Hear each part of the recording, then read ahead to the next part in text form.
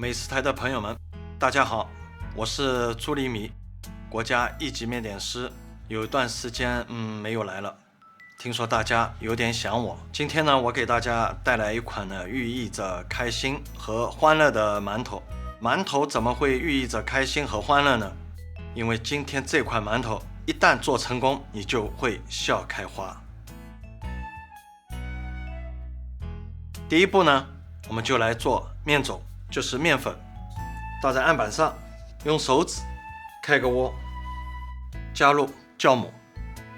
开窝的目的呢，是不让水等下流的到处都是，这个是清水，要调一调，让这个水呢和面粉成为面浆。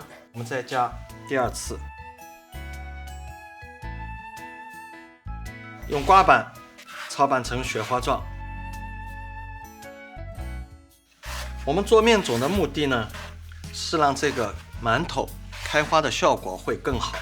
因为面种发酵过以后呢，它面筋组织里面像棉絮状，一旦糖化以后，它就会很容易的绽放出一朵朵小的花蕾。北方的炝面馒头也是用面种的，还有呢，广式的叉烧包。干粉全部附着在面团以后，我们就开始揉面。做面点师傅呢，一定要学会三光啊！第一光就是手光，第二光就是案板光，手臂垂直，手掌根向下往前。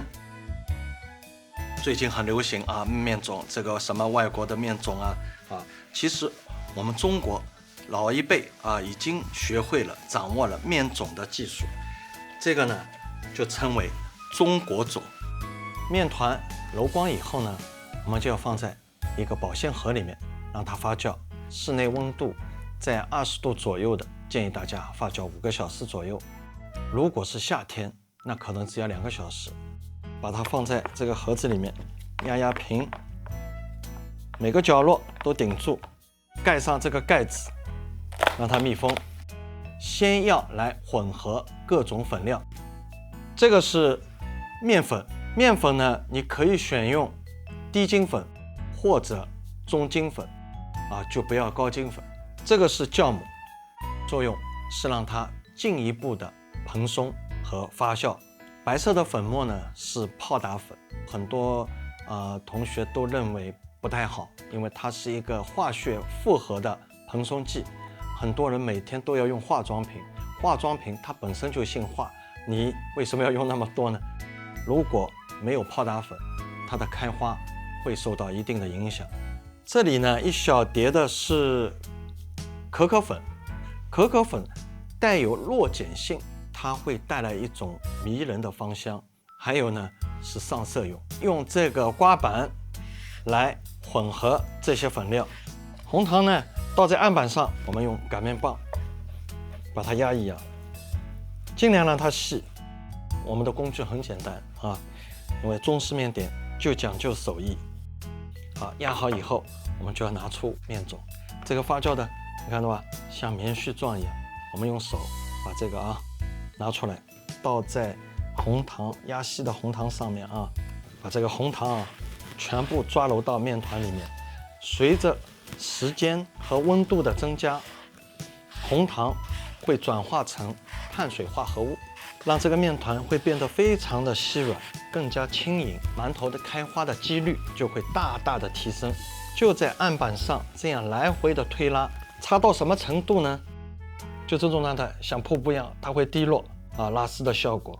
但是现在你不能吃混合好的粉料倒进来，就这样慢慢的抓揉。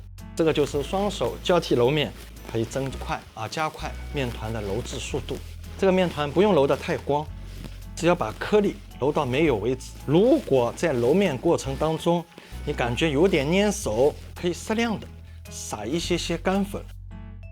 做这款馒头你可以晚上把老面发酵好，放在冰箱或者放在室外，让它发酵。第二天早上，只要花10来分钟的时间，我们面团就揉好了。揉好以后，我们就可以下剂，一定要用手工下剂。头去掉向下往前好，我们下好的剂子呢，直接码放在蒸笼里面，让它面团呢稍微醒自一些，稍微休息一会儿。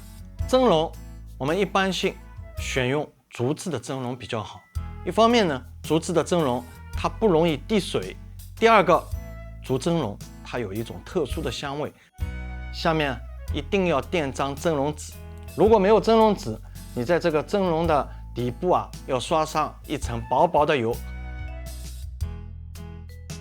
蒸这一款馒头呢，蒸汽一定要足把这个水烧得很沸腾，然后我们把这个馒头上去，这样呢蒸10分钟左右。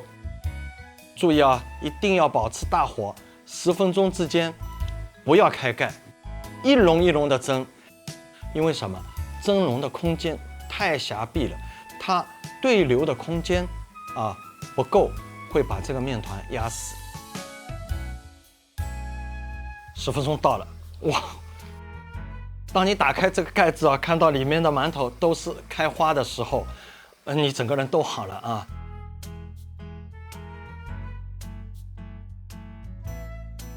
我替大家先尝一下你看这个开花的馒头，掰开来很松很松，对吧？